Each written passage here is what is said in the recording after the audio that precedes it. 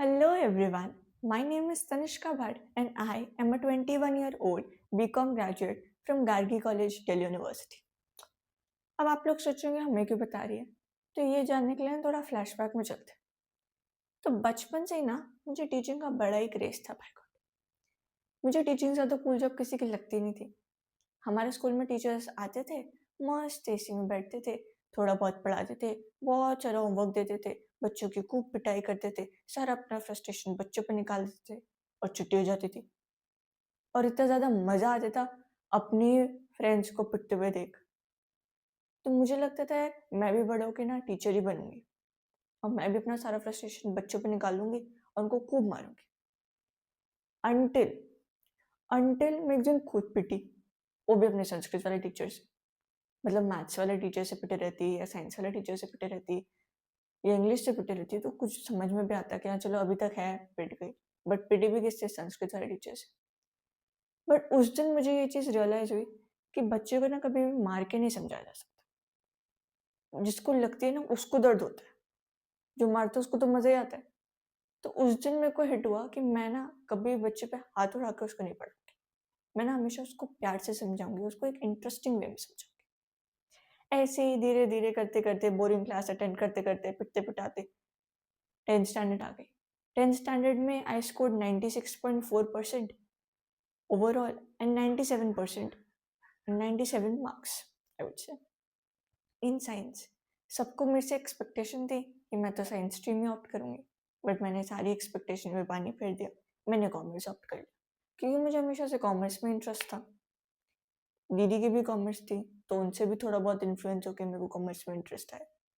और मुझे ये जानने में कोई इंटरेस्ट नहीं था कि दो केमिकल्स को मिक्स करके क्या होता है, सूरज की मेरे से कितनी दूरी है, मेरी सूरज के से कितनी दूरी है, धरती की सूरज से कितनी दूरी है। ये सब मुझे बिल्कुल एक्साइट नहीं करती थी। तो जो चीज़ मेरे को एक्साइट करती थी वो कॉमर्स, वो चीज़ मैंने ऑप्ट कर ली। अब 11th स्टैंडर्ड आया, मुझे लगा कि यार जिंदगी के असली मजे तो अब आए हैं, क्योंकि 11th स्टैंडर्ड वो भी कॉमर्स का एक डेडली कॉम्बिनेशन होता है। बट भगवान को ये चीज़ मंजूर नहीं थी। हमारे बैच में कोविड आ गया, सारे स्कूल्स बंद हो गए और सारी क्लासेस ऑनलाइन होने लग गई। लाइव क्लासेस में तो आज तक कुछ समझ में आया नहीं, ऑनलाइन क्लास में क्या ही समझ में आ जाता। और ट्यूशन जाने में हर स्कूल का अलग अलग सिलेबस चलता था और टीचर अलग ही पढ़ाता था, तो बहुत मिसमैच होता था। तो ट्यूशन भी जाना एक सूटेबल ऑप्शन नहीं लगा। तो सेल्फ स्टडी सबसे बेस्ट ऑप्शन लगा, सेल्फ स्टडी करना शुरू करा। और तब मुझे रियलाइज हुआ कि कॉमर्स तो एक्चुअली एक बहुत इंटरेस्टिंग सब्जेक्ट है। इसको खामखा लोग बोरिंग बना देते हैं, स्पेशली हमारे टीचर्स। XYZ का एग्जाम्पल देके बिल्कुल पढ़ने का मन नहीं करता था उनसे।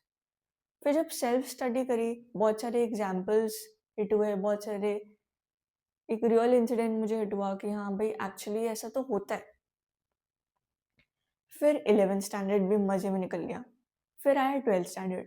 12th स्टैंडर्ड को तो मज़े में नहीं निकालना था क्योंकि बोर्ड्स थे, पढ़ाई करनी थी। बट भगवान को फिर से हमारी खुशी नहीं मंजूर थी। इतना दुख तो 12th स्टैंडर्ड में ऑलरेडी होता है, थोड़ा सा और दे दिया।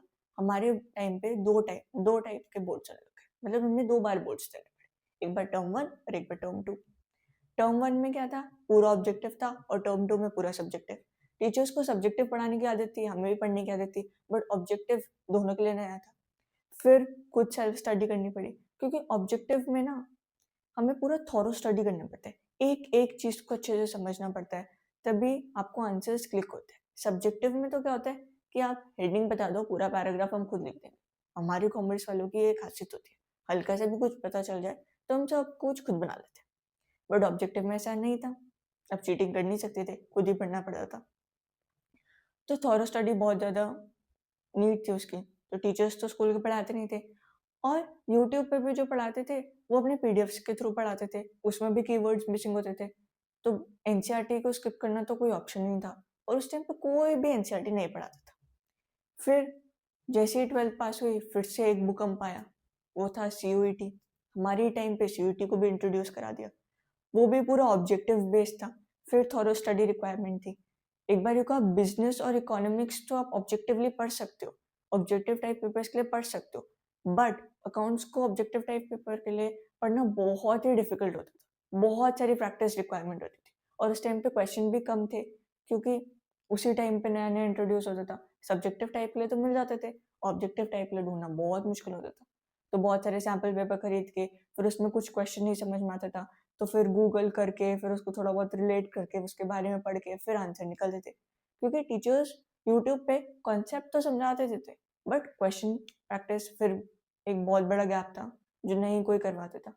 तो उस टाइम पे लगता था यार काश कोई ऐसा टीचर होता जो एनसीईआरटी भी पढ़ा देता, कॉन्सेप्ट भी पढ़ा देता, सब्जेक्टिव टाइप भी क्वेश्चन सॉल्व करा देता, ऐसे ऐसे समझा देता कि बिल्कुल एक बारी में आंसर्स क्लिक हो जाते। तब मुझे लगा कि मैं जब टीचर बनूंगी ना एक दिन, तो मैं ये सारी चीज़ें कवर करूंगी and I am really really thrilled to announce कि वो एक दिन आ चुका है। And I am introducing the first batch of my life, the batch which is closest to my heart, the batch of 11th and 12th graders, the batch of 26, 27. So if you are in 12th standard or if you have just completed your 10th standard and willing to opt commerce in 11th standard, आज का life hack, बिना पैसे add किए stock खरीदो।